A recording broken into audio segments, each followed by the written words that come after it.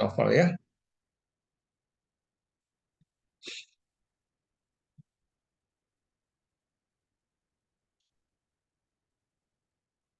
Ya, thank you.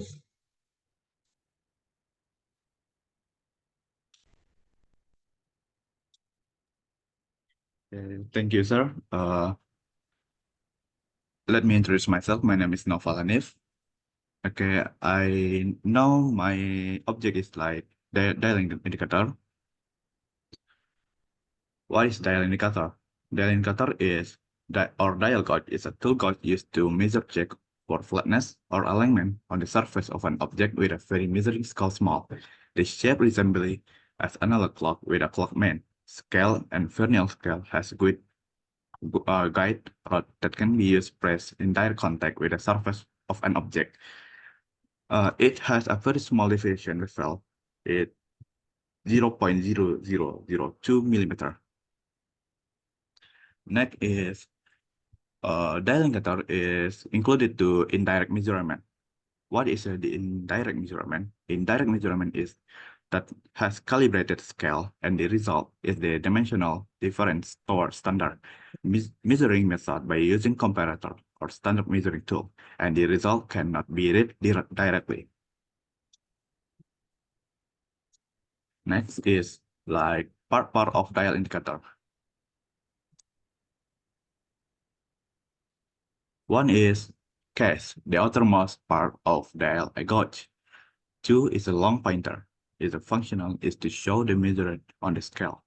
Three, the short pointer is a function to show the number of rotation made by a long pointer. One rotation of the long pointer is equal to one strip of pointer. Four, scale, the part that show the number from the measurement result.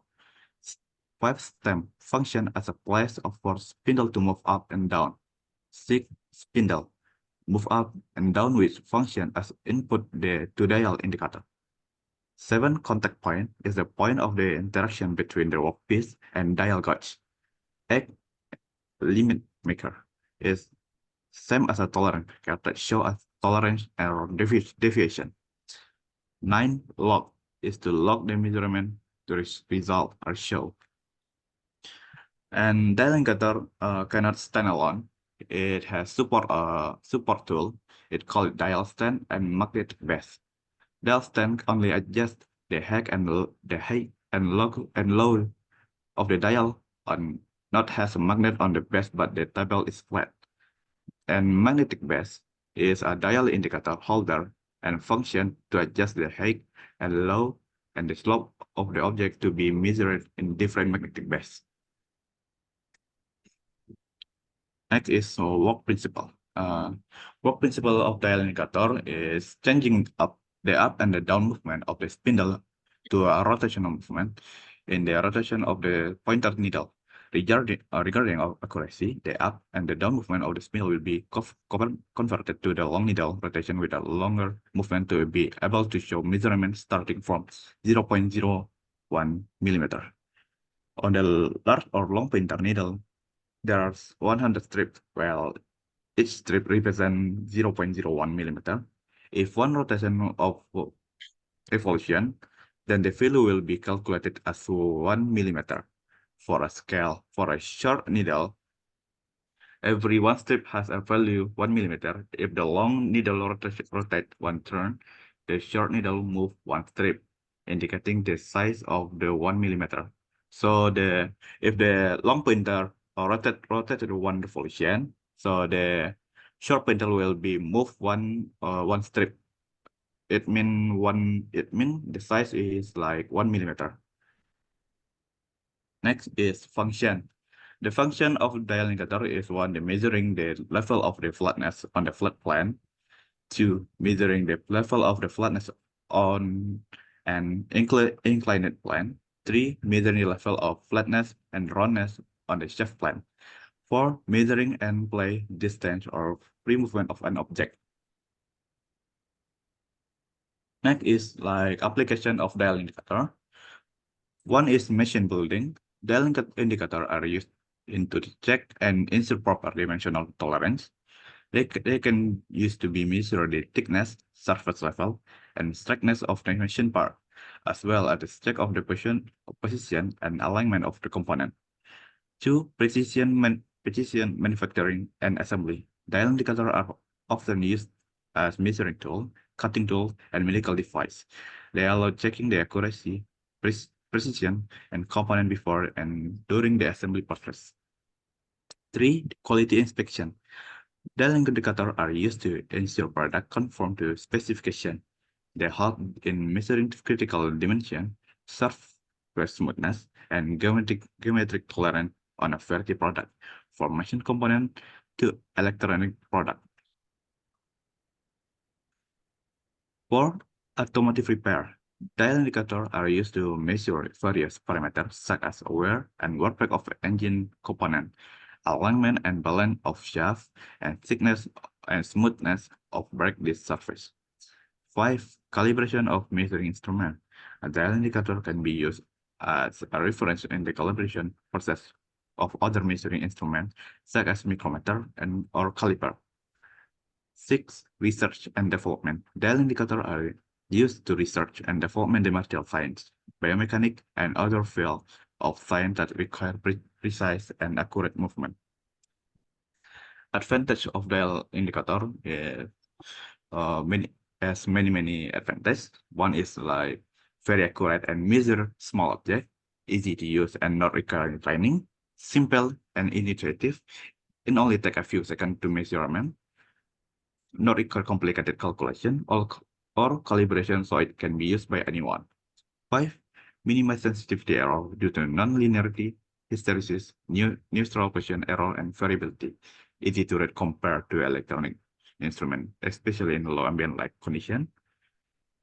Has a low cost compared to other type of indicator device, such as a laser or ultrasonic measurement. And the last one is disadvantage of the dial indicator. Dial indicators are not very durable and often break after a few years. It is easily slip under object is not stabilized.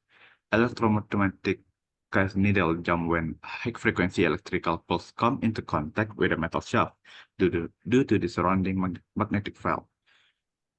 It has a limited accuracy that varies based on the type and range of ice used. Sensitive to gravity, so when measuring something vertically, tend to be out of calibration, fragile, prone to error in reading. So that is for me. Does anyone have question about the indicator?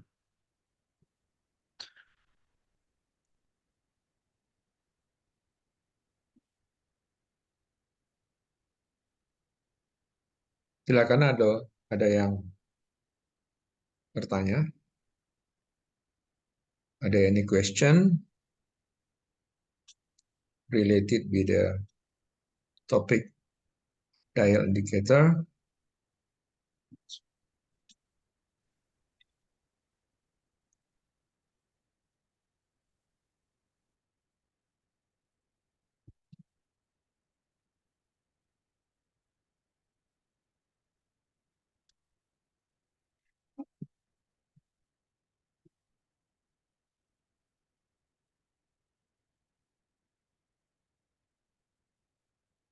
Ini di kelas ini, ya Ryan ada, Ryan? Nggak ada ya? Belum datang? Belum Sir, ya? excuse me, I have a question, sir. Ya, Kaisa ya. Okay. So my question is, in dial indicator, we have contact point. How much pressure do you need to use in order to show in order to measure the flatness or the roundness of the product that you want to measure on the contact point? Does it have to be do you have to put a low pressure or a hard pressure? Thank you, sir. Okay, thank you. Nova, maybe you have the answers about the question from Keisha.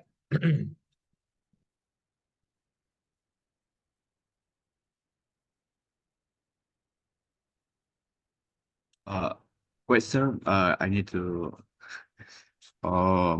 reset my answer, please. Second, 2 seconds.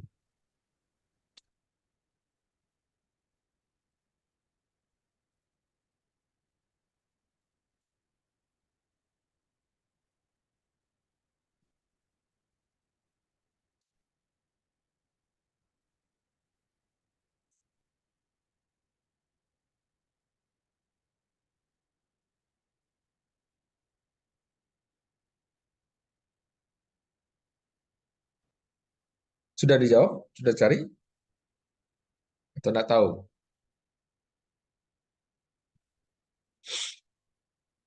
Atau bisa dalam bahasa Indonesia atau apa begitu? Kenapa Anda? This is your opinions in Indonesian, in bahasa, or in English?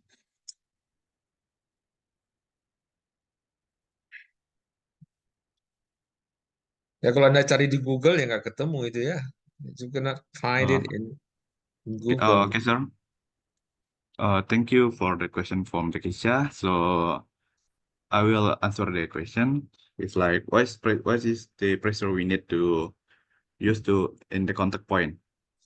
So I think it's like it's include the disadvantage of the dial indicator because the high pressure you touch the object is like different number is show in the dial indicator. So when you touch the object with a small or low pressure, it will be different number with in apa in dial indicator which will show.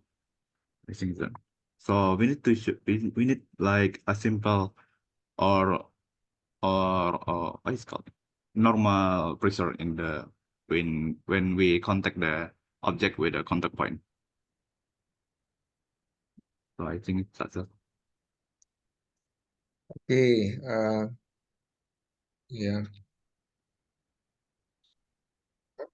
Saya kira dalam bahasa Indonesia aja lah cocok.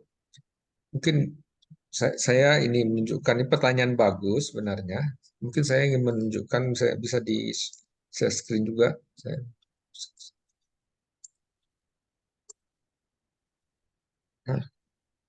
Okay, the question from Kaisha.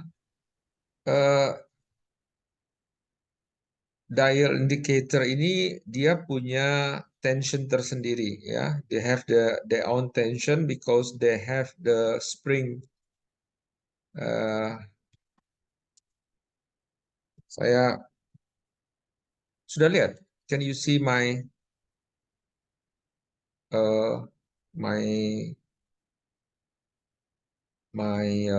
my view? Bisa? Yes, sir. Ya, jadi as it's not like a micrometer or vernier caliper, the sensor.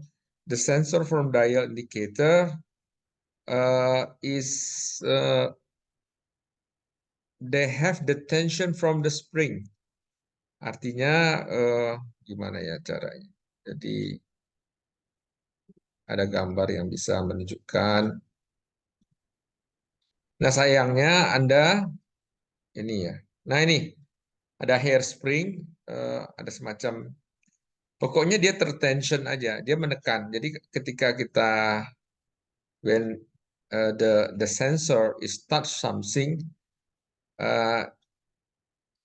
dia akan move di sini, tapi nggak ada tekanan. Dia touch-nya itu ada sesuatu yang juga spring yang menekan sensor ini. Ada spring khusus ya. Jadi ya tekanannya dari situ. They have their own pressure, not came from the human. Ya kalau micrometer Anda memberi tekanan ketika Anda memutar raset itu Anda memberi pressure terhadap workpiece-nya, benda kerjanya. But in dial indicator, no. Anda tidak memberikan pressure. Jadi they have their own pressure because the spring. Karena ketika sensornya ini tertekan yang menunjukkan displacement that you want to you read. Yang ini, yang bagian sensornya ini ada juga yang menekan spring yang menekannya ke bawah, this in the lower direction. So this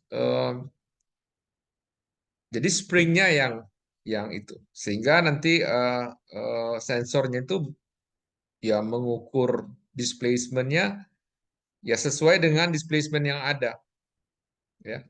Jadi ada spring khusus yang mungkin itu yang bisa saya jelaskan kepada ini. Bisa mengerti maksudnya? Can you get it? Menangkapnya maksudnya. Jadi ada spring di sini, sistem ya semacam ya kalau Anda melihat micrometer ini dia kan kalau Anda tekan dia akan bergerak ini. When you there's something that bergerak ya.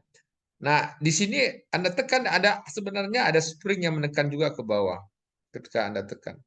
Ya, ada spring yang ya semacam inilah ya, semacam spring ya ada pegas yang menekan ke bawah yang memberi tekanan terkait dengan workpiece yang Anda ingin ukur displacement-nya begitu. Oke ya, itu mungkin dari saya. Jadi kalau Anda lihat alatnya itu ya dia selalu memberi melawan terhadap tekanan. Jadi ketika Anda lepaskan dia sensor ini akan spring akan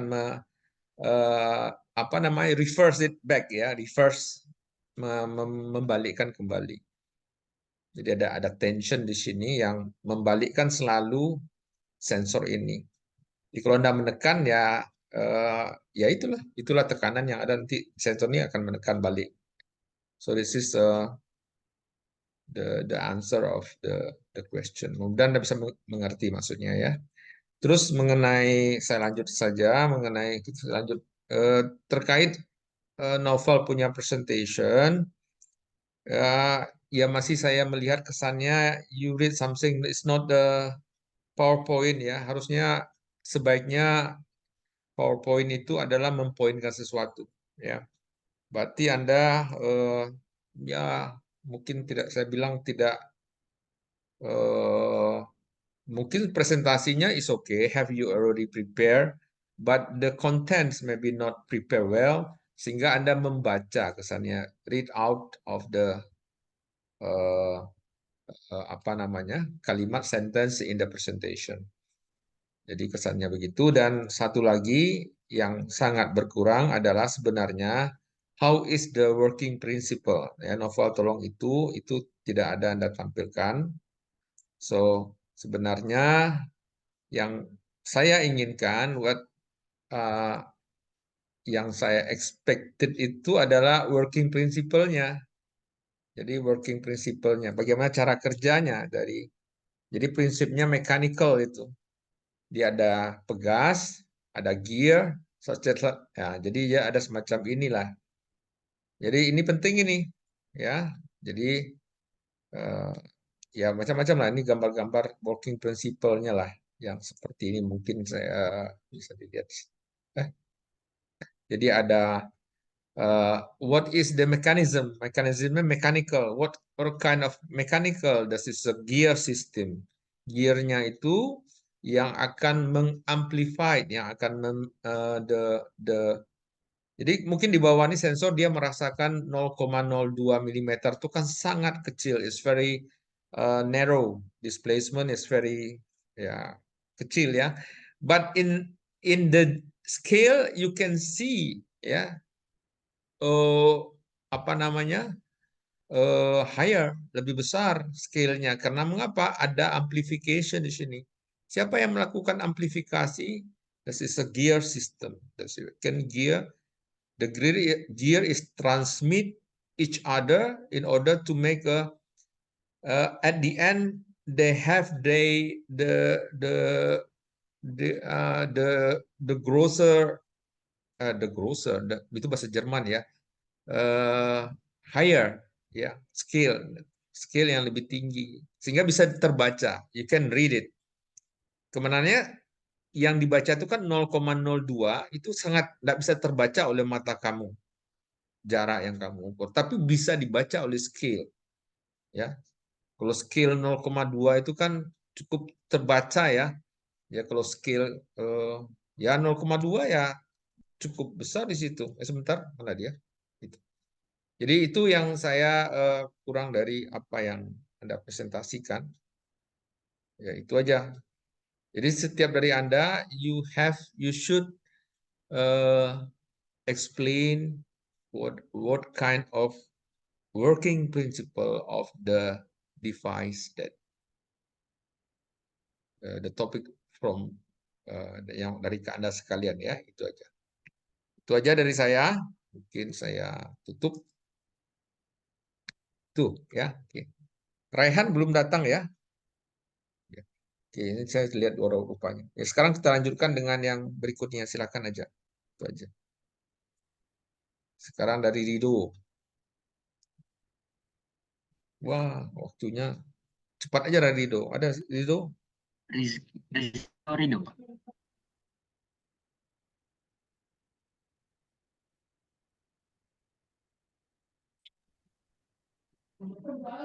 Pak, izin Pak. Rizky atau Rido dulu, Pak? Dari nama saya Rizky ya. Rizky ya, maaf. Kan Rido, saya salah. Rizky Oke. Ikhwan, Sigma Komparator. Komparator. Apa nih? Sir. Yeah.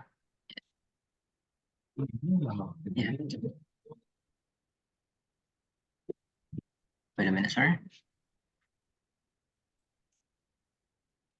Thank you for the chance. My name is Rizky Iwan Bayhaki, and now I will explain about the Sigma comparator. I will share the screen first.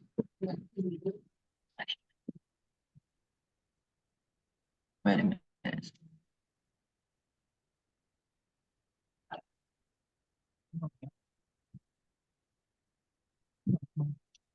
Okay. First of all, I will explain about what is comparator definition before we go to Sigma comparator.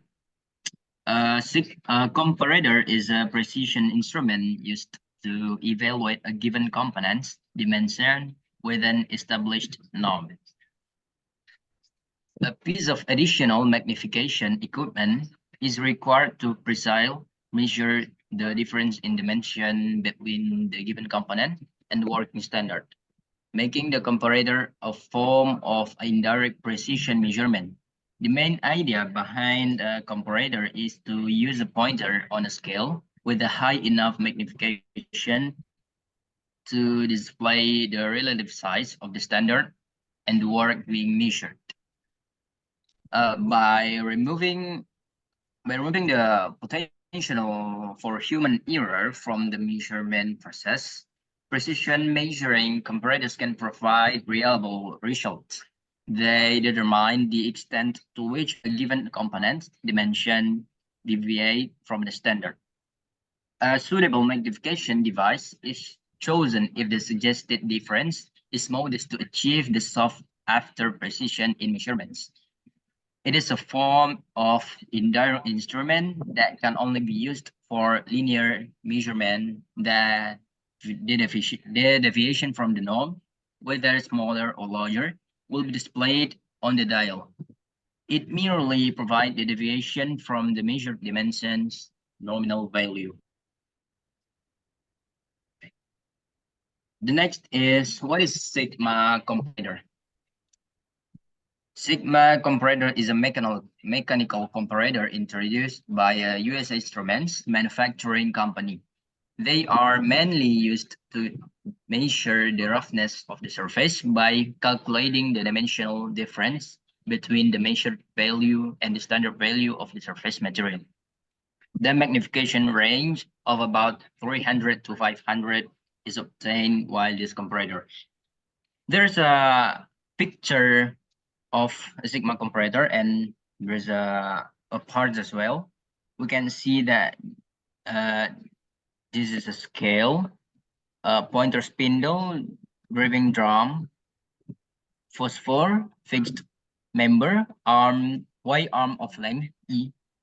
There's a screw, knife edge, slit, diaphragm, flange, moving block, etc.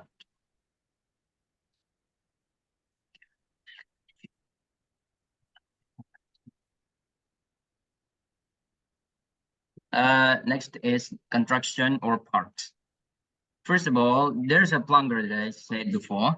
The plunger is a sensing element. It is used to sense the roughness of the given surface, and it is mounted on the sleeve diagram.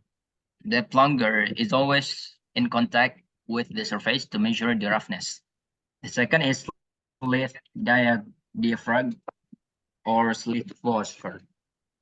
It helps in mounting the plunger and results in a frictionless linear displacement.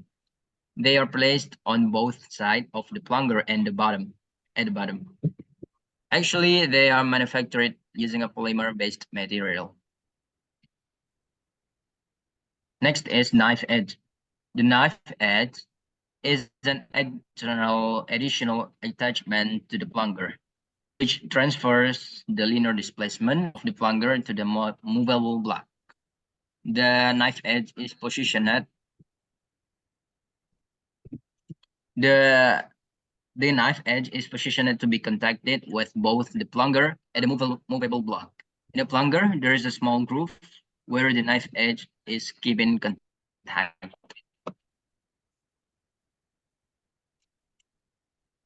Next is adjustable screws.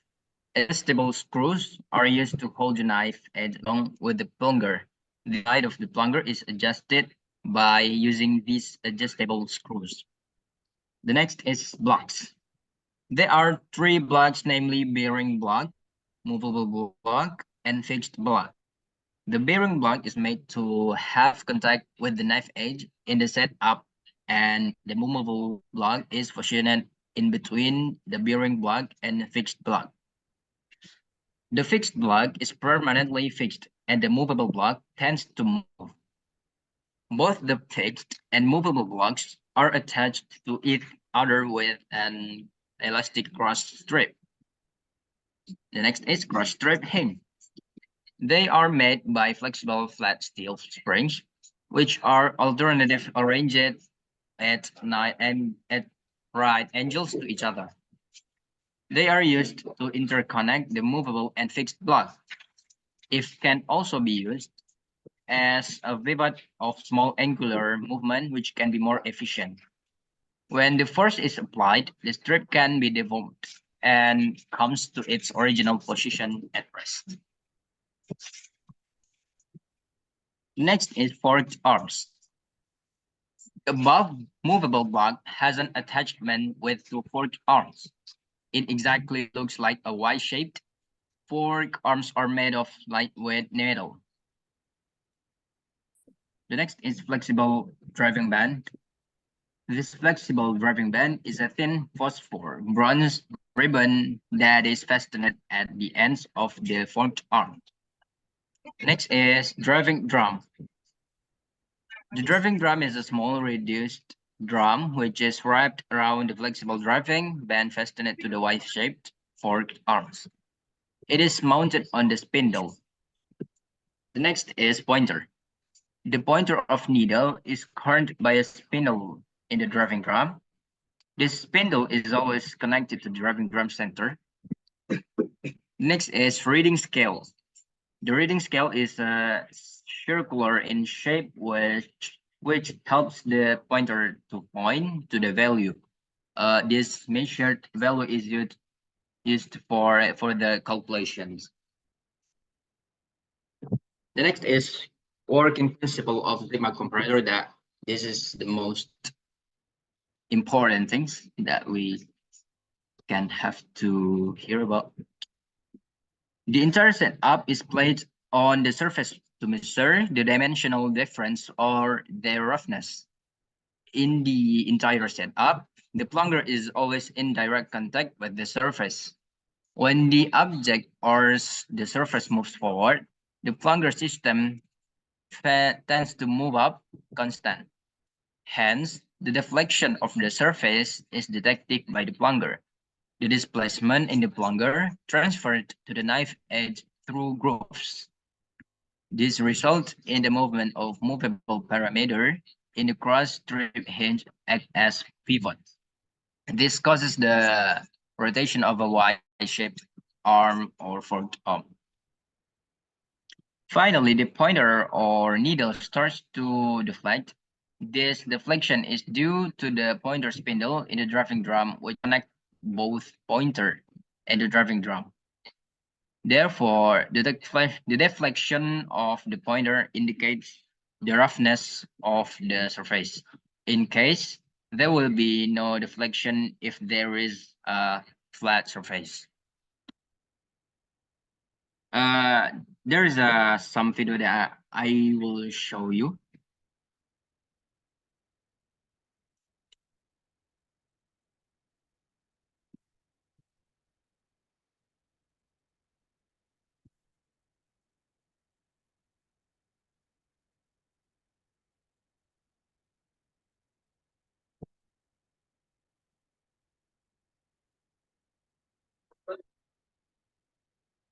Bisa, Rizky, apa yang mau Yes, sir. ditampilkan? Wait a minute, sir. I think the screen is not sharing. Kalau ingin menampilkan video yang penting aja ya, jangan terlalu lama ya. Yes, sir. Just like 1.5 minutes. Gimana nampilkan video? Tampilkan video. Screen ah. Bukan lah. Nampak.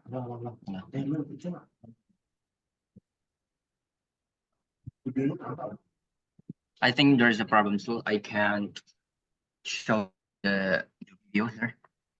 Oke, Sorry, sir. Oke, thank you. Kita anggap selesai aja dulu ya. Mungkin yang But there's a. Ya. I'm not done yet, sir. oke. Yes, sir. The next is magnification. Maybe this is a formula for the first stage of magnification, second stage of magnification, total magnification. There's this.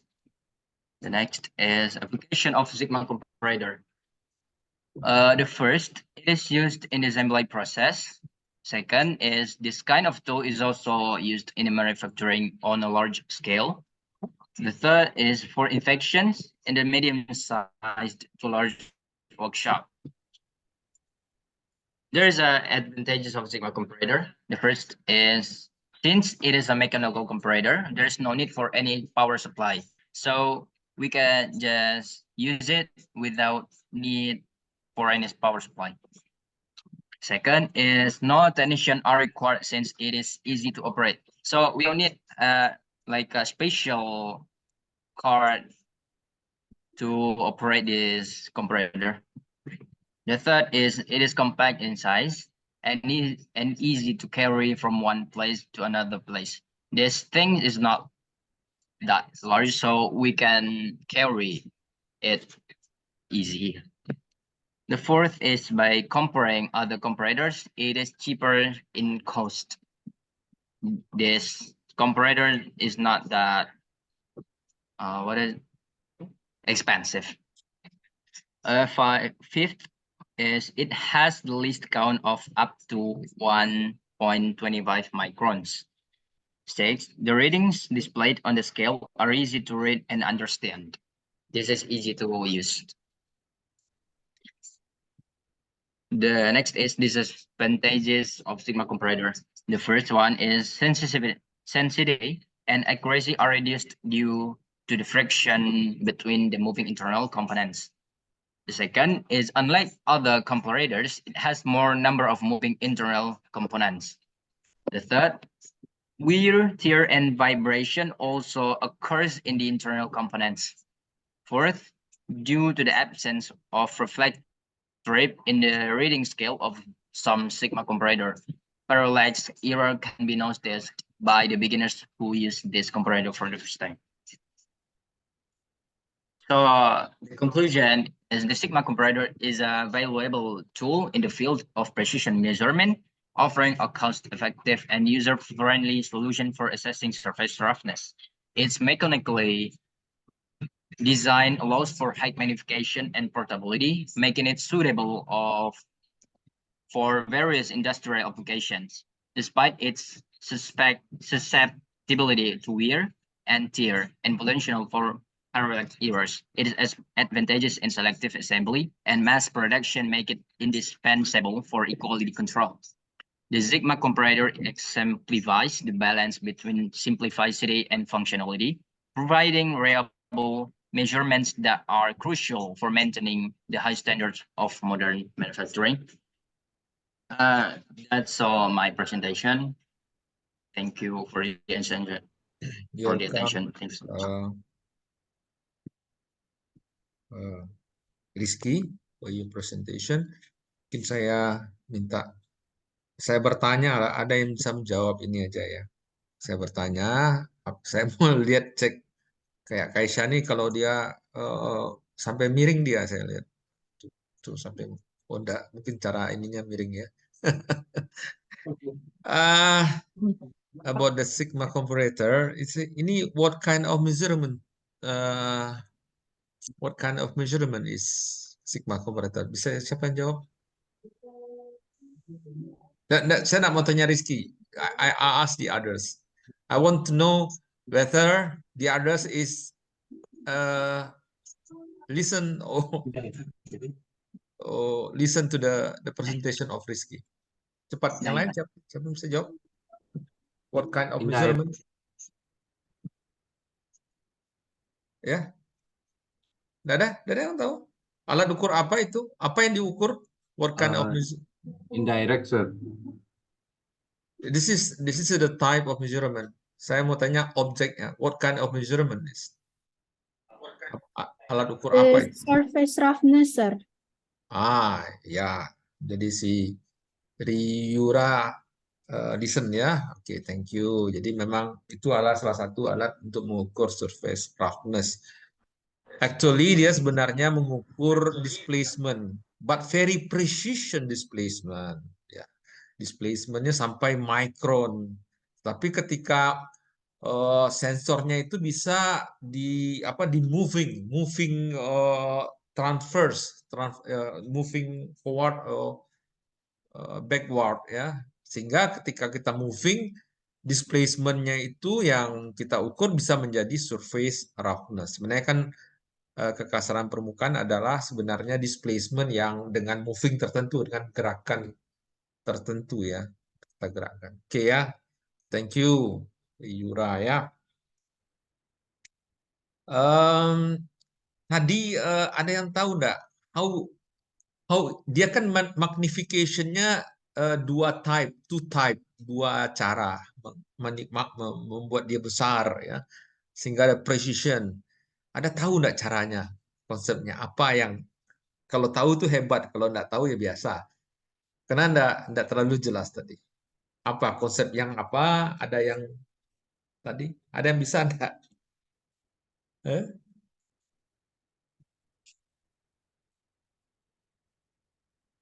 Ada yang listen ya. Mungkin Rizky pun enggak tahu. Atau ada dia dua tahapan dia. Dua ini kan dua kan? L dan itu kan totalnya kan dua ya, Rizky ya. Ada yang tahu? Yes, sir. There's two magnification. Ya. Yang pertamanya apa mekanismenya, yang keduanya what kind of mechanism is the second. Tapi yang lain yang sebelum Rizky. Ada yang tahu? Itu paling tersulit itu.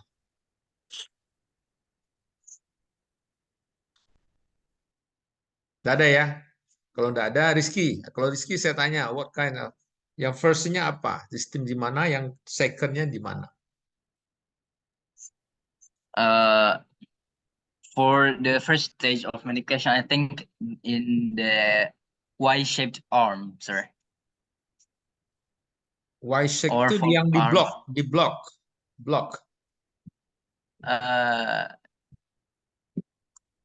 Yes, sir, I think.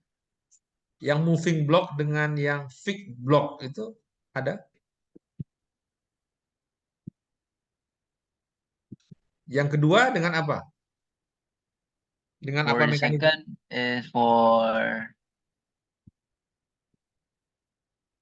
for the needle. No, needle is the display unitnya, tapi yang mekanismenya itu bukan di needle namanya. Ada yang tahu? Nggak ada yang tahu ya. Drum? Ada? Kamu tadi ngomong kan? Block Yes, and sir. drum. Broken drum. There's a broken drum, sir. Di driving drumnya itu ada. Drumnya kan untuk menghubungkan penunjuk dengan Scale-nya. Ya. Oke. Mungkin itu catatan saya. Saya kira tadi Anda menceritakan drum kan? And block, pertama block, yang kedua tentang drum. Tapi you forget it. Ya. Oke, jadi kan ada dua total magnification-nya dari dua hal ini. R ini radius ya. R itu adalah radius dari drum. Ya, kalau Anda bisa melihat sama saya lihat sebentar. Mungkin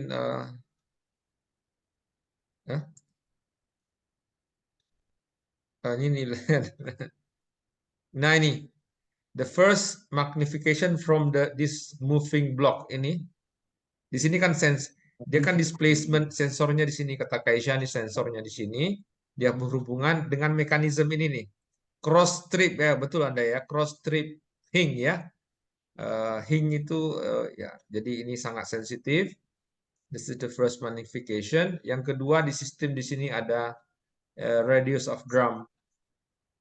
Ya, jadi kalau Anda bisa melihat di sini ini drum sistemnya sini. Yang kedua, yang pertama di ada fixed block, ada yang bergerak, yang fixed di sini, nanti ada hing di sini. Jadi ketika ini bergerak, ini nanti menimbulkan magnifikasi, dan ini magnifikasinya ada radius. Jadi kalau ada bergerak sedikit, ini langsung scale-nya, jarumnya akan bergerak. Dan itu sudah nanti kemudian di-calibrated ya. Sensornya plugers ya, pelajar ini yang nah itu mengerti. Jadi kalau Rizky sudah menerangkan itu, tapi after that I ask you about what have you already explained. Nah, tapi Rizky sepertinya apa ya, belum terlalu gitu ya Rizky ya. Ada dua magnification Sir. from the block in the drum, driving drum. Di situ ada dua juga pembesaran ya. Oke, kalau filmnya tadi ada itu. Thank you, sir. Mungkin dia filmnya ada juga, bisa ditonton. Yes, sir. Thank you, sir. Oke, kemudian Rido ya, silakan. Kemudian dapat 4, tapi enggak tahu saya kita selesainya jam berapa nanti ini. Masih jam 5 kurang. Silakan Rido. Rido ya. Berikutnya Rido tentang Johansen microcatheter. Jadi Anda bisa juga ditanya. Ini tadi dijawab oleh Asyura ya. Riura. Saya catat semuanya nih. Riura. Silakan Rido.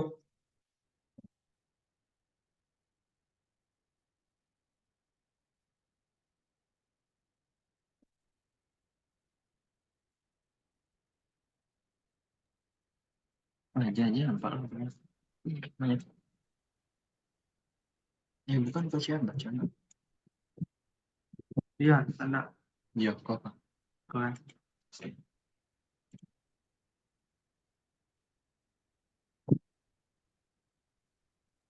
Coba yang nampak. Oke, Rido silakan. Yes, sir. Hey, assalamualaikum warahmatullahi wabarakatuh. Waalaikumsalam. My name is Fido Widianto. So I will explain about Johansen microcatheter. So in this PowerPoint, we will discuss 3 main topics: introduction, then construction, and the last is impression of Johansen microcatheter.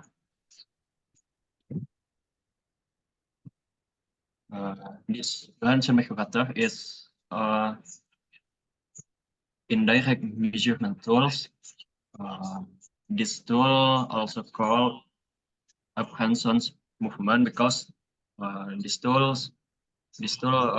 move based on this apprehensions movement.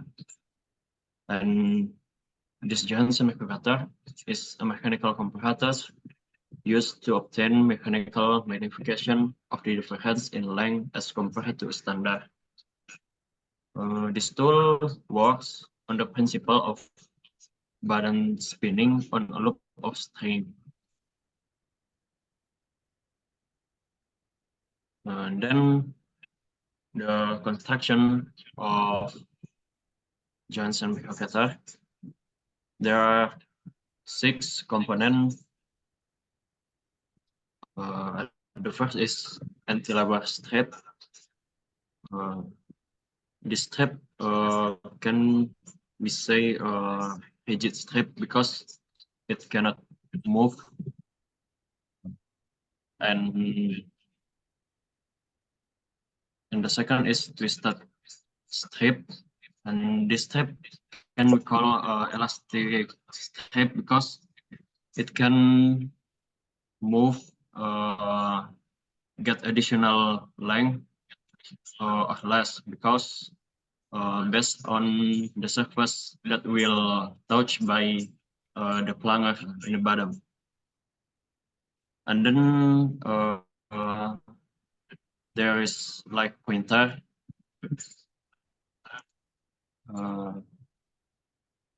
This pointer will move because the movement of twisted strip. This pointer can move to the right or the left. And then there is bell crank lever. This bell crank lever will move go up or down, and then it will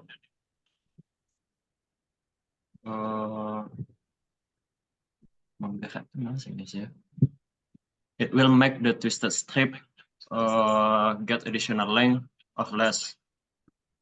And then this bell crank lever will go up or down based on the plunger in the bottom. This plunger will touch the surface of material and then will go up and down. And in the end of this plunger, there are like a ball, or you can see in the end of the pen, something like that. And it will holding as long as the specimen moves in a straight line. And then the operation of Johansen microcutter. The instrument is initially calibrated to the standard. Here we set to the 0. Then the specimen are placed on the measuring table in the bottom and are selected below the plunger of the instrument. So after we set to the 0 and the specimen we make moves in straight line, any difference in the measured dimension of the specimen will result in the display based on the leg pointer moves. So that's how Johansen microcutter works, and that's my presentation. So we now go to the discuss session. Any question from all of my friends or sir? My friend, if I were not. Ya, terima kasih. Rido is short presentation actually, but positively dia tidak terlalu read or the text of the presentation, they try to make a presentation by his own language, maybe. But this is a short presentation, actually. Tadi Novel udah berusaha, tapi banyak membaca juga si apa namanya Rizky juga membaca, tapi Rizky kontennya lumayan sesuai, suitable with my expectation. Ya, artinya dia menjelaskan what is the working principle of the Sigma comparator, how they can amplify, ya, memperbesar the signal that come from the sensor. Jadi ada amplifikasi di situ. Saya jadi bertanya kepada yang lain. Jadi menurut yang lain itu, what kind of principle is the Johansson microcator? Ya, ada yang tahu gimana dia ngukur? Pertama, apa yang diukur? Saya tanya, what kind of measurement is? Saya tahu. Alat ukur apa itu?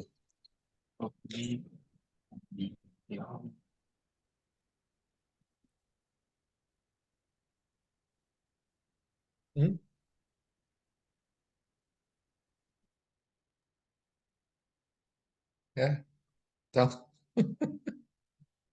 Tadi si Novel dial indicator is the alat ukur indirect katanya. Ya, ukur secara indirect. Kalau yang Sigma is the roughness measurement. Maybe is displacement measurement. Tapi karena dia bisa di moving forward, ya transverse, maka dia menjadi surface roughness, tidak, karena sangat precision sampai 0,25 kata Rizky, micro, itu kecil sekali itu. Rambut Anda aja 20 sampai 10 micron di 0, ya, sangat kecil sekali, sangat sedikit. Sekarang Johansson microcator apa itu? Alat ukur apa itu? What kind of measurement? Termasuk Rido yang mempresentasi apa benar-benar. Alat ukur perpindahan linear. Perpindahan linear. Ya, alat ukur displacement lah. Itu nah, jarak. Tapi what kind of displacement? Apakah displacementnya untuk jarak yang micrometer atau yang lebih precision dari itu, atau yang vernier caliper mau precision? Menurut Anda gimana?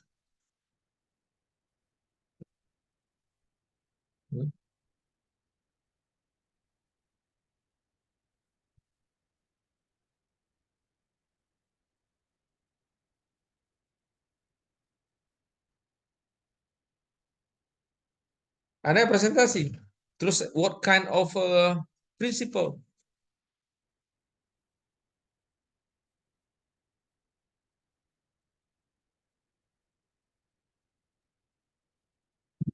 I think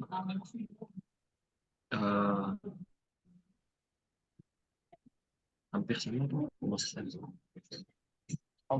it measure the roughness or flatness of the specimen. The roughness? Ya, tidak ada Anda bicara moving, bisa di moving sensornya itu enggak. The specimen is moved.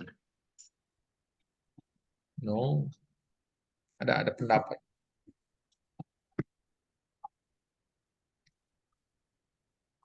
Saya tahu.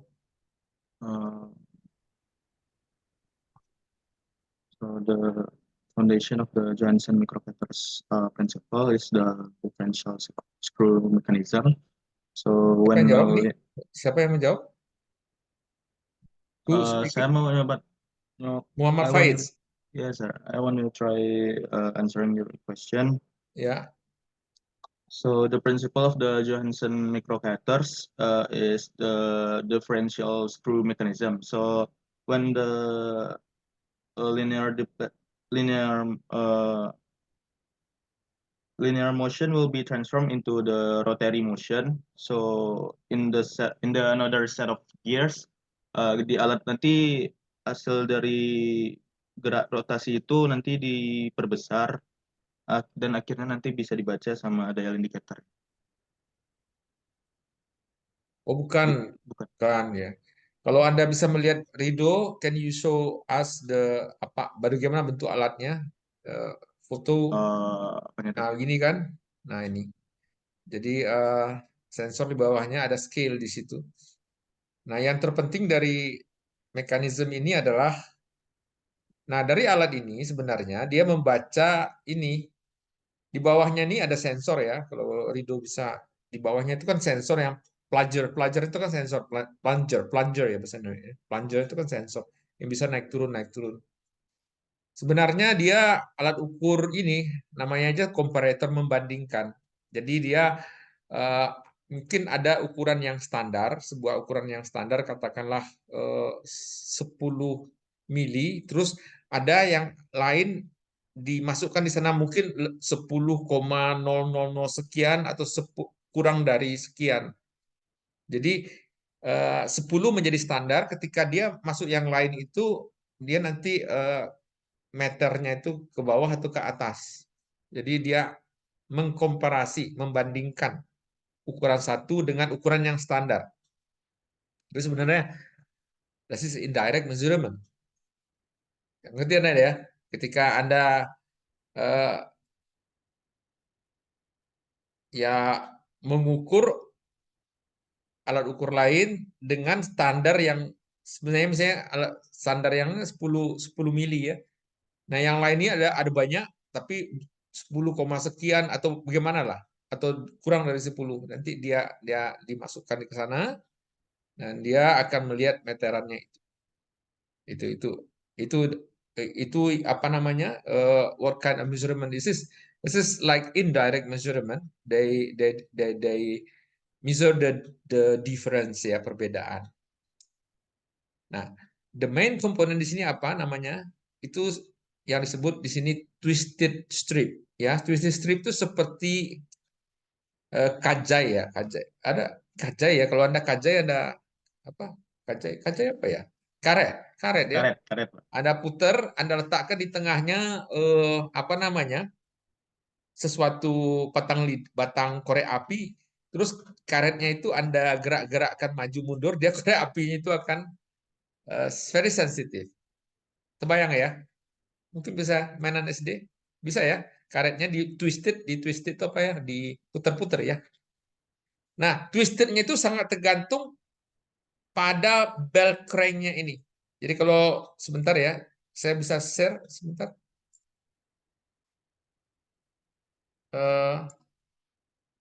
Nah, plunger-nya ini menekan ke atas, kemudian yang mekanisme bell crank lever itu seperti mekanisme ini.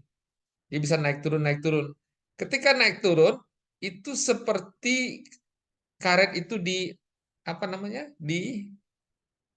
ditarik dan dilepas ya, sehingga si pointer ini akan bergerak. Ya, kalau Anda main-main, have you ever in your child time, kamu enggak child lagi ya, mungkin karet kamu letakkan korek api, kamu putar-putar ya, karet yang twister itu. Nah, itu yang maybe gitu Rido prinsipnya. Ya, kebayang. Have you imagined that that's the working principle of the Johansson method? Yes, sir. Ya, gitu. Dia mengukur itunya, selisihnya indifference dari alat ukur yang standar. Saya pernah pakai itu soalnya. Ya, saya mengukur selisih. Saya tahu ini standarnya 10 mili. Saya yang lain-lain ini saya ukur berapa deviation from standard one. Ya, itu. Oke ya. Oke, Rido cepat tapi it's not complete ya sebenarnya. Tapi ya oke lah, you try to explain by your own or your own words ya, kata-kata Anda sendiri. Tapi konten kamu sangat kecil sekali. Oke, itu aja mungkin. Ya itu yang negatif, yang positifnya banyak lah. Anda have seluruhnya telah mencoba untuk ini. Untuk bicara dalam bahasa Inggris. Sekarang Randi, masih ada Mahardika mengenai LVDT. LVDT sama juga alat tadi bersama semua. Semuanya pakai sensor juga. Sama dial, sama Johansson, sama yang Sigma. Semuanya pakai plunger ya. Oke, silakan. Okay, sir. Is it my PowerPoint already here in your screen, guys? Yes.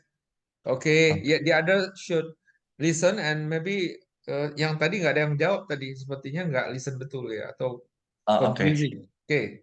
Ya ada lah, saya coba. Okay. In this occasion, I will explain about linear variable differential transform. So in this presentation, this will be a few contents we discuss. First is the introduction of LVDT. The second one is structure, and next principle. And we have type of LVDT, advantage, disadvantage, application, and conclusion. So first introduction. Linear variable differential transformer or LVDT. So this thing or this stuff is basically adapt from electric principle, especially in induction principle. So the stuff will be it was electromagnetic transducer to convert the displacement by and will display by electrical signal. And that's the our activity that have structure like this. So the main structure is the primary coil or winding that will be supplied by AC AC, and then we have the secondary wire or coil will be connect with the display or output voltage. And then the important one is we have the moving core or the stuff that will be make the data. So the principle of this measurement stuff is the ferromagnetic core will be moved with one direction or one axis, and then this will be change the inductance in every wire. So this will be as we can see in the GIF or in the animation. It's the when we move the core or the ferromagnetic, this will be have the different in the display. And then the advantage of our stuff or the LVDT. First, this have high accuracy because this using ferromagnetic and the displacement this will be uh, have high accuracy because the parameter of the stuff is we can say this like complicated. That's why the display or the output will be have high accuracy. And the second one that will have zero friction because this thing is electromagnetic, so there is no friction in our stuff, which means that will make our stuff is long lasting for we use in the future. And then the reliability. Uh, as I said before, this thing have high accuracy, so that's why this thing will be used in many industry or many application of this thing because they have high accuracy. Even this thing have advantage, this doesn't mean this thing doesn't have disadvantage. So disadvantage of this LVDT first is cost, because the cost of this LVDT that's like about more than 110 million. When I looking for in Google, that's over 10 million. And then the second one is maintenance. Like I said before, this thing will be used like long periodic. That's why we have to think about the maintenance cost for for maintain the output. And then the last one is dynamic range, because the stuff is like have limitation range. That's why this the LVDT, it cannot like have unlimited range.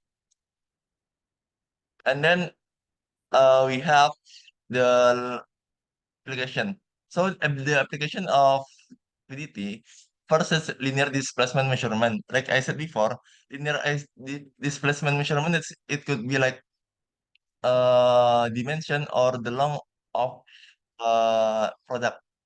And then the next one is material testing. The material testing, it could be like the surface roughness or the flatness of the product. And then system control position.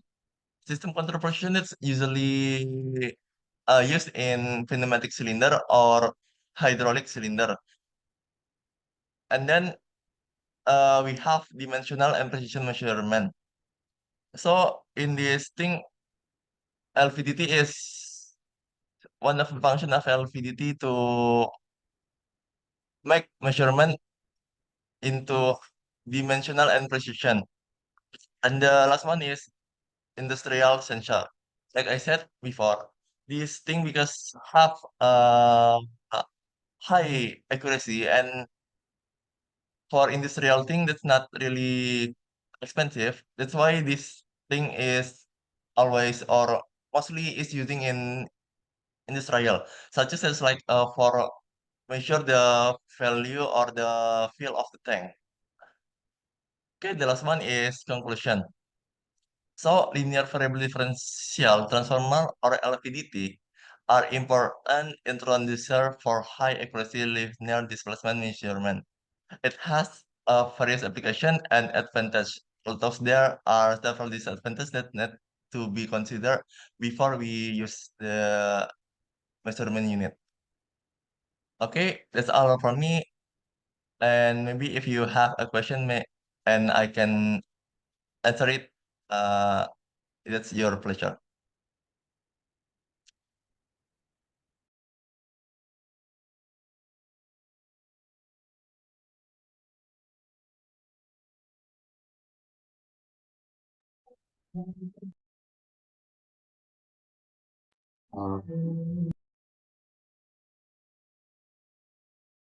Pak, mic-nya mati, Pak.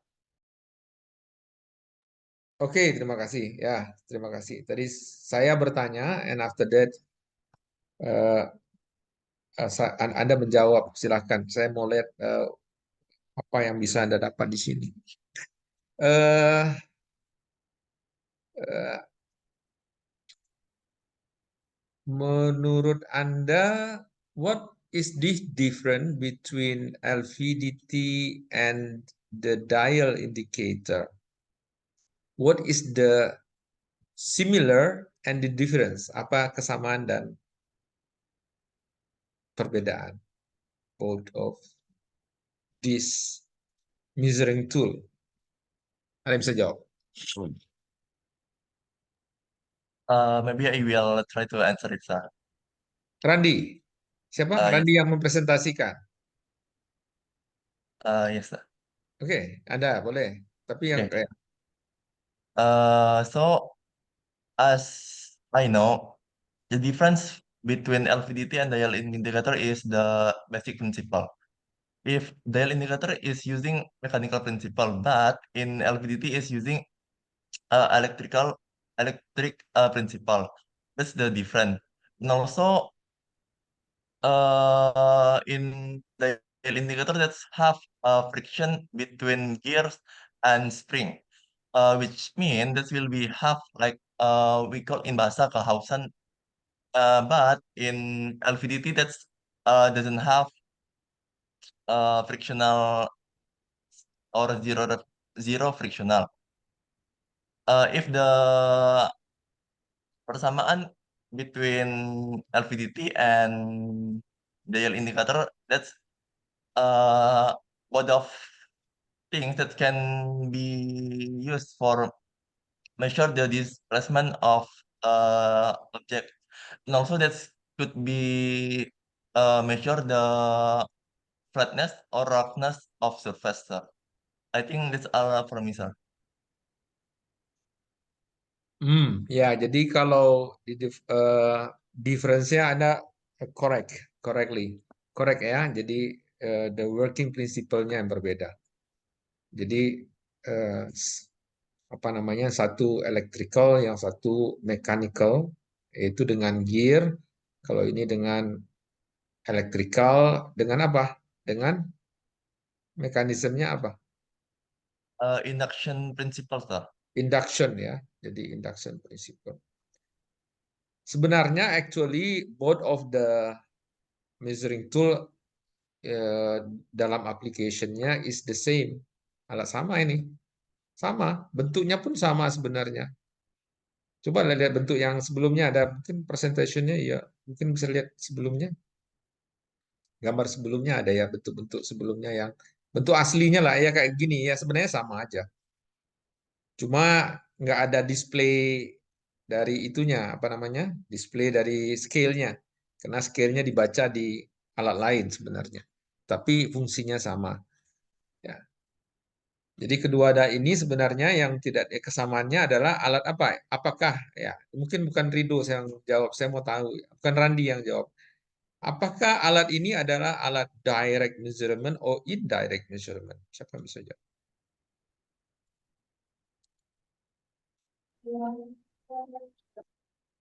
Siapa? I think I will answer the question, sir. I think the thing is in a direct because as Randy said before, this LVDT give accurate like to convert linear displacement into an electrical signal. The needle show us the accurate what is relay the accurate the accurate marks, I think, sorry. This is Ini Rizky ya, Rizky ya, Yes, yang sir. tadi presentasi tentang yang lain ada pendapat lain? Any opinions?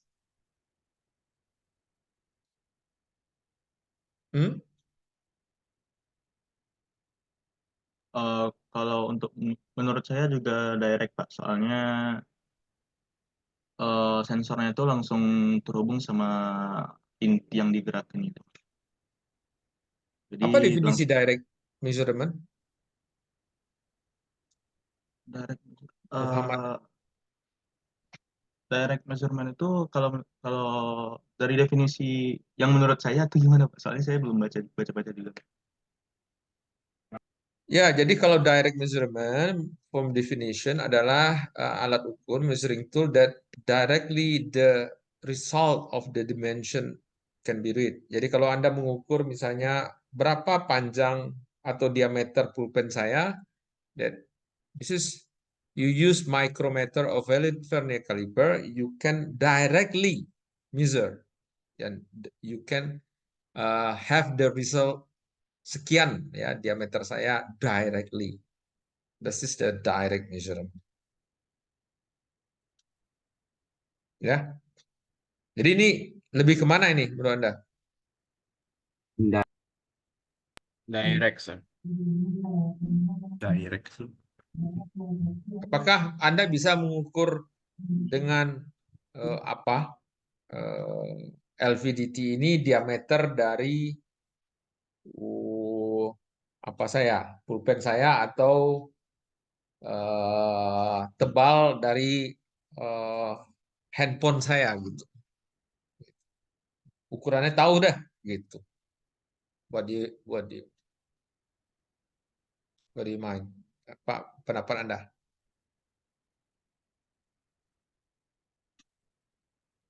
Nah ini yang paling penting. Ya. Gimana kesimpulannya? Menurut Anda ada yang punya others opinion about the Saya mau coba jawab, Pak. ya? Kalau menurut saya, LVDP ini adalah indirect measurement, Pak.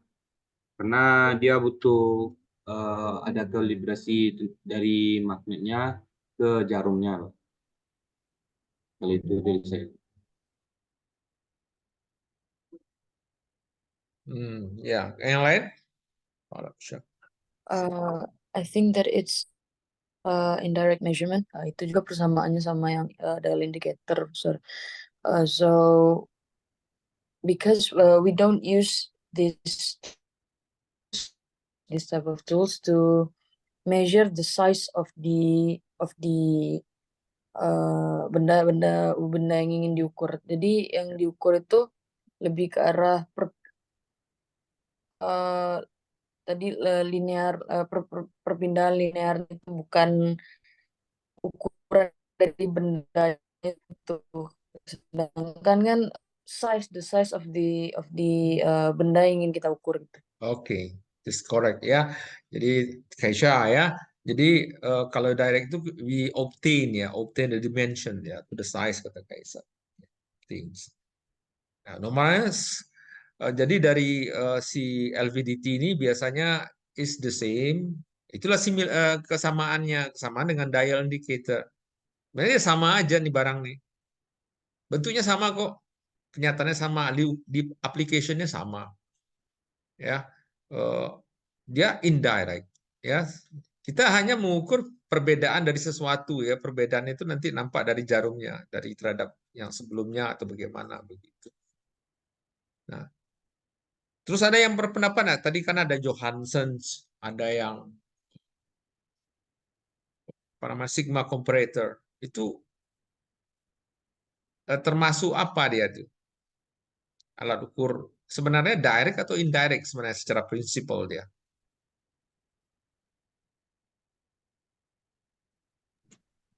Kalau Kaisha apa? Mungkin Kaisha tadi kalau menurut Anda Johansson juga apa itu?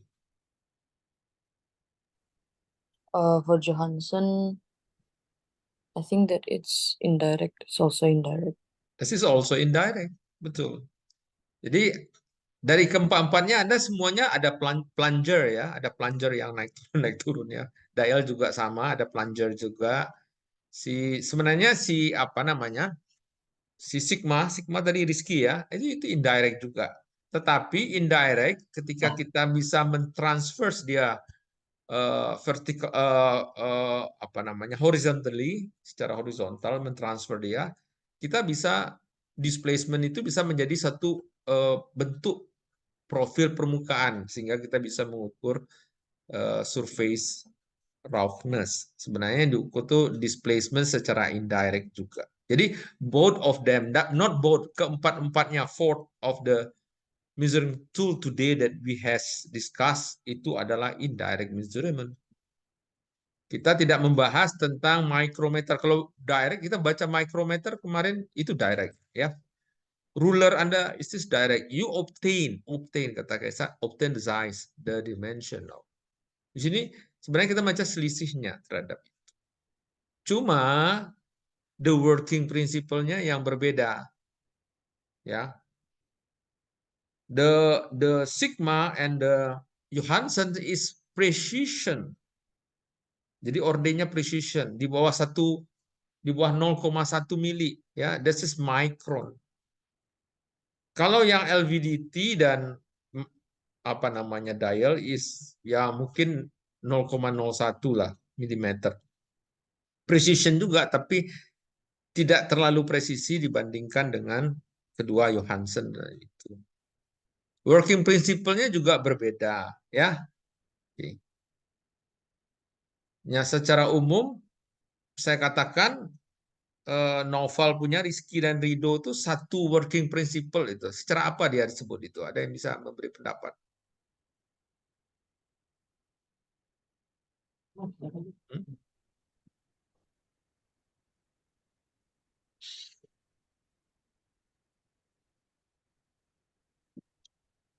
Siapa tuh Mas?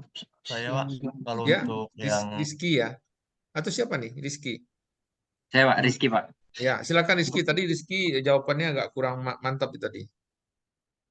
Jadi Pak, menurut saya persamaan dari prinsipnya yang Sigma sama yang Johansson tadi itu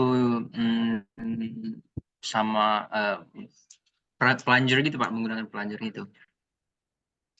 Sama-sama indirect mirip. Iya, sama-sama indirect, betul Rizky. Yang ini juga LVDT sebuah ada plunger juga. Tapi ini berbeda working principle-nya dengan yang ketiga tadi. Ya, menurut Anda yang ketiga itu pakai sistem apa dia itu?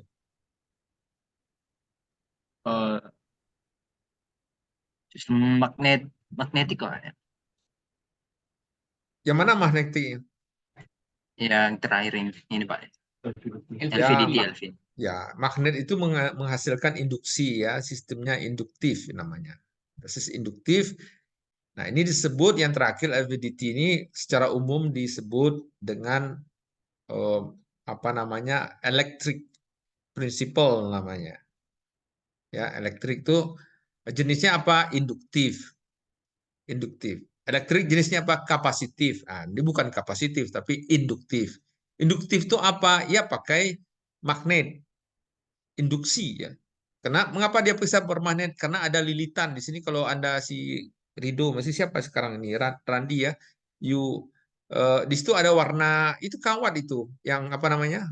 Ya, lilitan kawat ya. Kawat yang dililit yang titis itu menimbulkan kalau hukum magnet itu di kawat yang dililit ya, when kawat itu namanya core atau winding ya, yang diberi kumparan atau core atau segala macam itu kalau dililit dialiri listrik dia melahirkan induksi magnetik, magnetic induction. Nah, kalau yang tiga lagi apa prinsipnya? Mungkin terakhir sebelum kita selesai hari ini.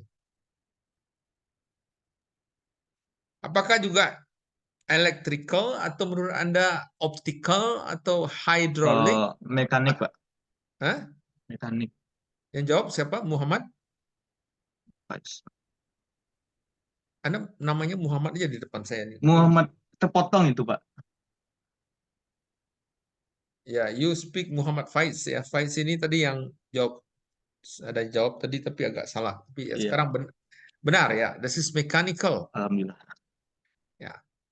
Jadi apa namanya dial indicatornya mekanik principle, siapa namanya sigma comparator yang Rizky mekanik principle, Rido adalah mekanik principle. Sekarang what kind of mechanic principle is it?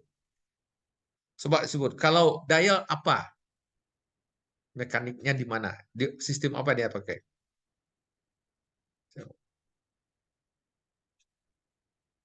Untuk memperbesarnya. Apa? Kan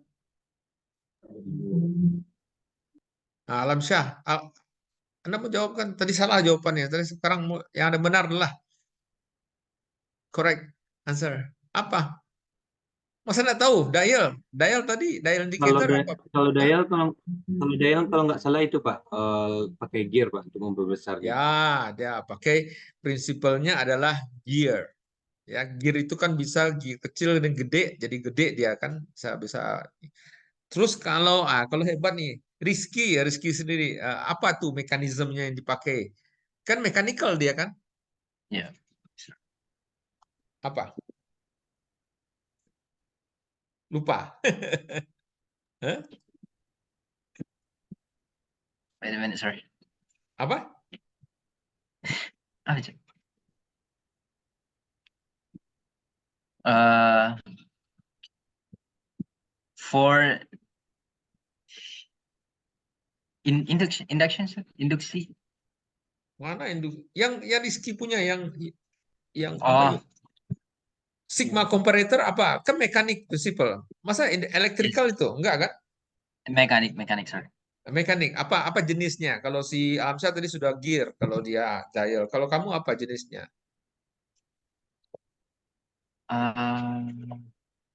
Like a plunger. Plunger itu enggak. Plunger itu menghubungkan dengan sensornya. Plungernya sensornya. Like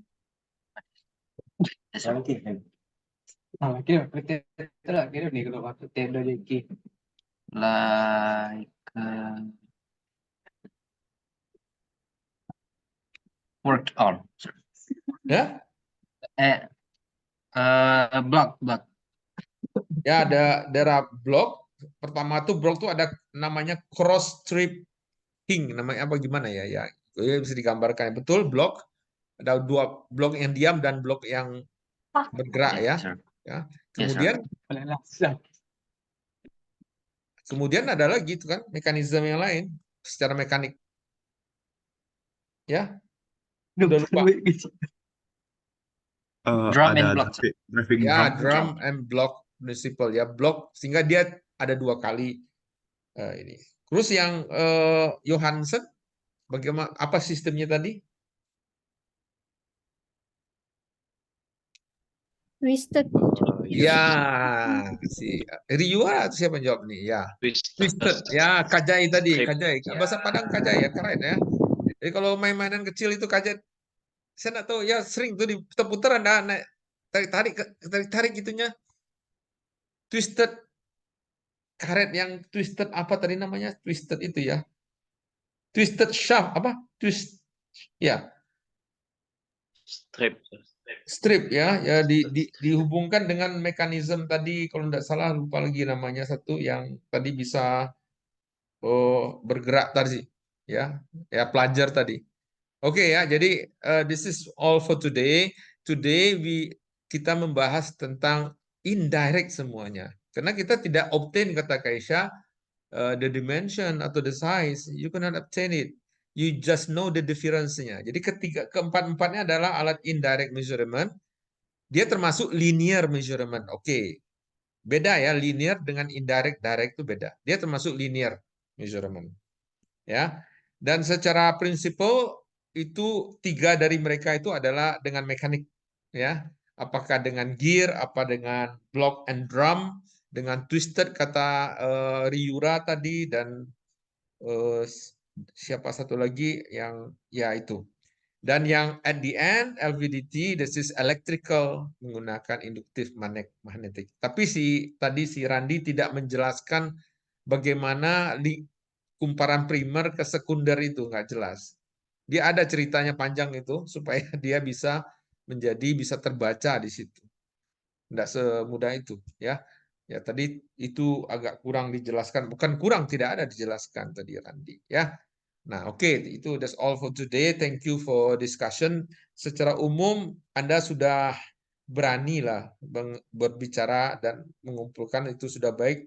But sometimes masih ada sesuatu yang secara konten ya. Kalau saya nilai di sini kata-katanya konten yang Anda kurang jelaskan working principle-nya itu tidak terlalu jelas bagi saya. Ya, working principle-nya mudah-mudahan for the next presentation the deal with the working principle-nya that is clearly explained ya. Ya, what kind of principle? Mekanik, electrical, terus elektriknya bagaimana? Apa yang bergerak? So itu yang paling penting ya, that's important thing. Saya sudah mencatat nama, yang lain belum ini Ryan atau Ainul atau siapa lagi belum bicara. Saya lihat ini ya. Raihan juga belum bicara banyak. Yang lain sudah cukup bicara. Apalagi Randi tadi sudah, Firzan Prayoga juga belum bicara. Ya, mungkin for the next occasion that maybe we all can speak in English, try to speak in English, try to understand. Okay, that's all for today. Maybe saya tahu Anda puasa berat ya, sehingga mungkin ini saya matikan aja ininya. Bagaimana caranya stop itu?